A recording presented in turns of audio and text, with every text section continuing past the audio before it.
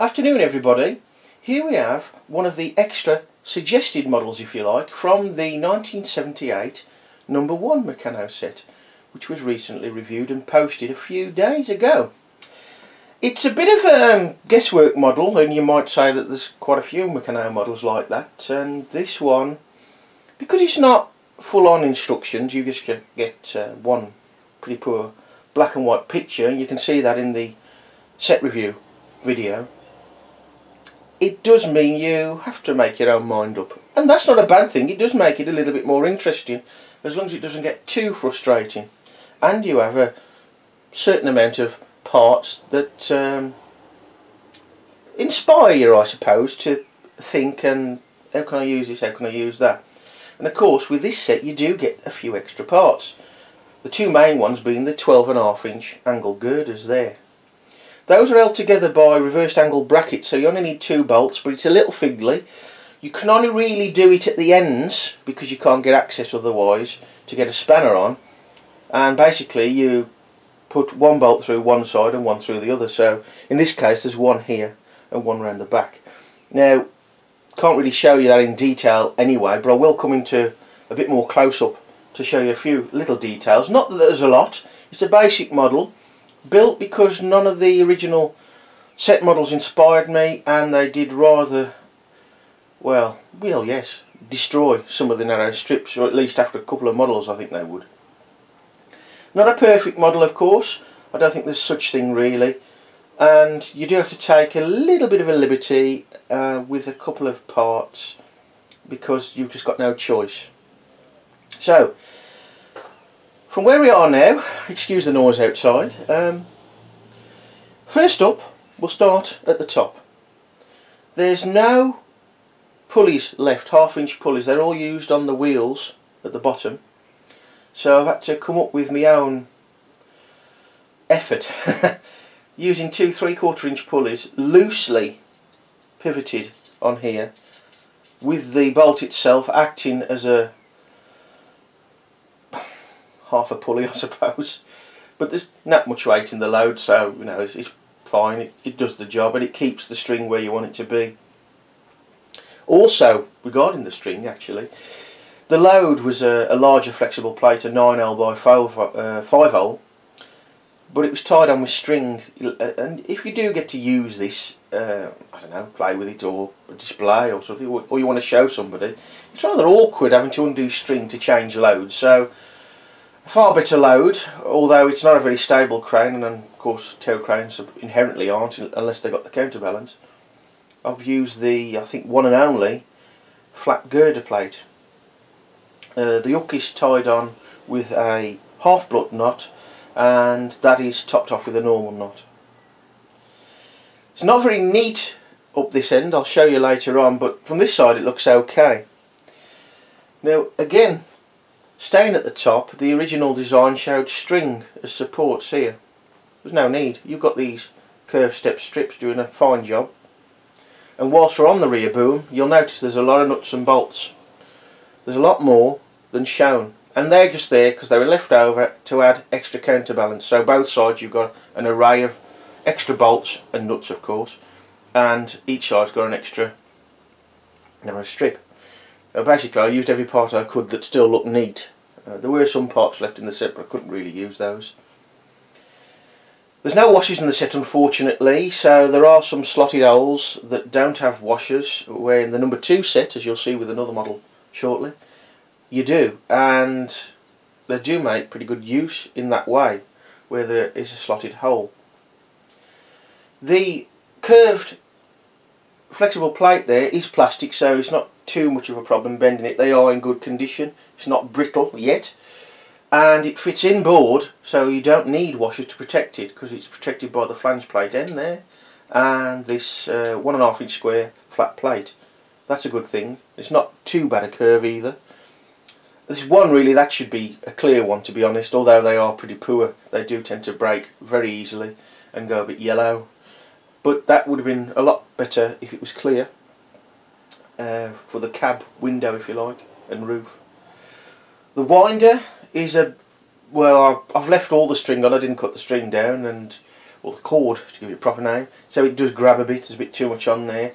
There's nothing to secure it on there on the screwed rod, so basically I tied a knot and then put a nut and bolt either side and tighten the nut up against the knot. It's lock nutted. That's 2 nuts locked together on against each other. That's both ends to stop it coming undone, of course.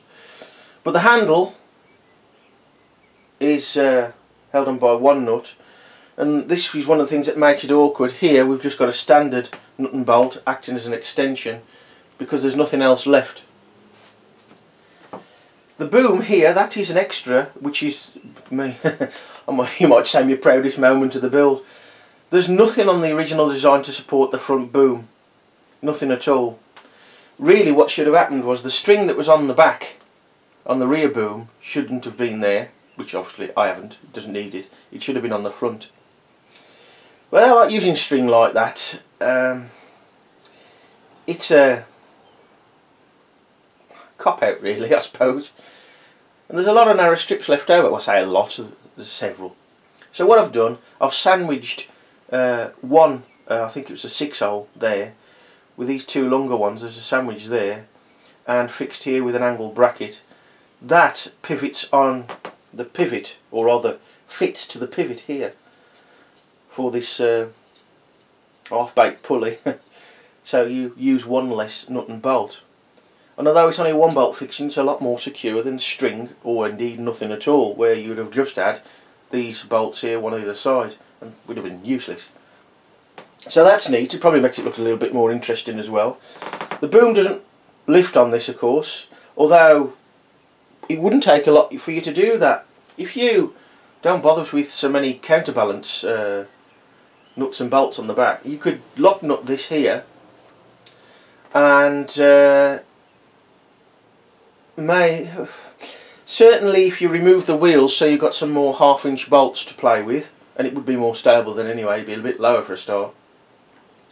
I dare say you could come up with a very simple winder.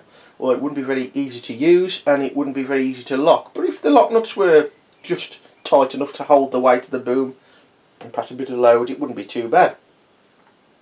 The winder itself isn't brilliant. I'll show you that now. They're trying to block too much of the model. You see, it's grabbing a bit, but it is working. It does grab a bit. I'll tell you what, I'll turn it round so I'm out of the way. Where are we? So I'll wind it up now. It's actually working better now, but I can feel it grabbing. The original, yeah, it's grabbing now, the string. I've left too much on, to be honest. It's all caught up now. So really, that's nothing to do with the model. That's me being idle and not wanting to cut original cord.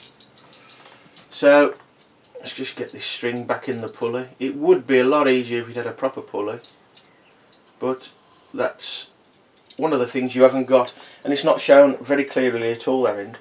The original design shows the string coming out at the front here, which would have been smoother, I suppose, but I needed somewhere to secure the support boom, so it comes out at the top now. But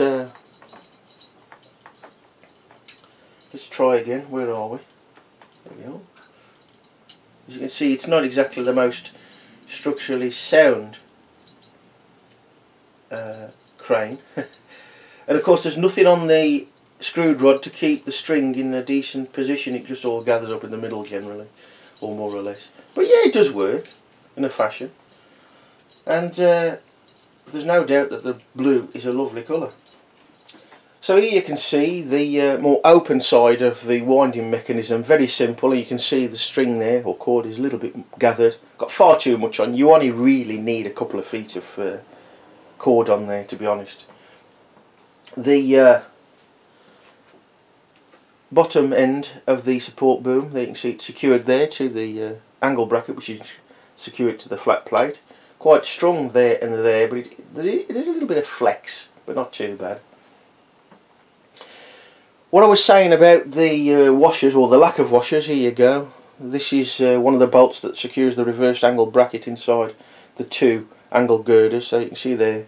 And you can see on the No.2 set model, where there's an error in the instructions and I had to change things, the paint comes off fairly easily. But you know, you don't pay a lot for these sets, or you shouldn't do. You shouldn't pay a lot for them. The wheels, that's the load falling on the floor. I've left a little bit tight so they don't run away with themselves, sort of thing. Held on by a 1/2 inch bolt. Let's get a decent shot somewhere. You can see, where are we? There we are. There's the lock nut that end. But inside, you can't really see. My thumb's in the way normally. You might just be able to see there, inside there, there's a nut. Far more secure that way, there's less wobble. There are plenty of nuts and bolts in this set, there's nothing to worry about there. And the thing about the ad hoc pulley, just there, come on you, I think I'm going to have a new video camera soon, people. There we are, near enough, come on, there we go. There you can see the last remaining long bolt is a 19mm or 3/4 inch. So it's a bit ugly there on the pivot for the half-baked pulley. So there you go folks, the No.1 Meccano set from 1978, tower crane, suggested extra model, one of about 5. Not overly complicated, a little bit thought-provoking, mainly because there's only one image and it's not very good.